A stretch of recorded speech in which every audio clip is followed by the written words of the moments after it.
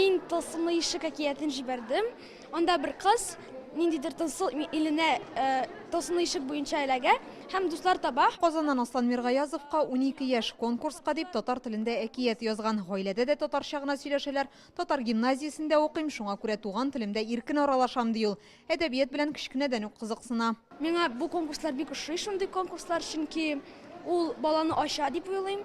Аны ничектер профессиональ яктан аңа карыйлар һәм аңа нәрсәдер өйрәтәләр. Һәм инде әлбәттә без монда бик күп язучылар белән күрештек. Казанның зур концертлар залы сәхнәсендә конкурсның финалистлары, яшь каләм ияләре җыелган. Барлыгы 130 кеше, шуларның 13-е Греция, Италия, Төркия, Казахстан, Үзбәкстан кебек чит илләрдән. Алар башкалага килеп 5 көн дәвамында танылган язучылар белән очрашты, остаханәләрдә катнашты һәм каләмнәрен чарлады. Biz хаталар ясыйбыз инде сюжет буенча да, сүзләрдә дә, аларны барсын да төзәтеп, безгә аңлатты, хикәяләрне анализлап. Иң беренче чиратта без сайлап алабыз балаларны хикәяләре буенча, нәтиҗәләрне, җиңүчеләрне ачыклыйбыз. Бер атна дәвамында дип әйтик инде, 4 көн дәвамында дәвам иткән мастер-класслар нәтиҗәсендә.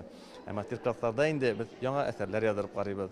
Аларның грамматикасын, татар телен белүләрен, гомумән чын мәгънәсендә укыту бара.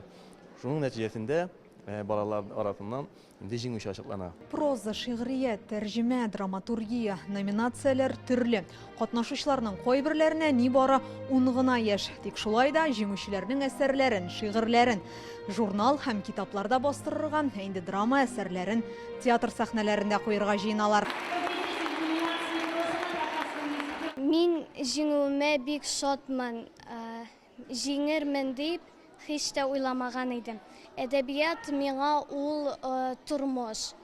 Ул миңа яңа юлга этәргеч булып тора. Туган телебездә иҗат итә торган балаларыбызны әлеге әдәби конкурста югары дәрәҗәле бәйгедә катнашулары белән чын күңеленнән котлыйм. Туган телдә татар рухы белән сугарылган иң яхшы әсәрләр авторларына Татарстан дәүләт киңәшчесе Минтимер Шәймиев премиясын тапшырдылар. Быел аңа Казан, Яшелүзән һәм Балташ егет кызлары лаек. Шигырьне кечкенә чактан язган идем, 6 яшьләрдә примерно. Мин хәзер шатланам. Гран-при ияләренә Бәллүр ябалак, җиңүчеләргә исә планшетлар һәм китаплар тапшырдылар. Инзилә Хөсәенова, Данил Филатов, Яңа гасыр каналы.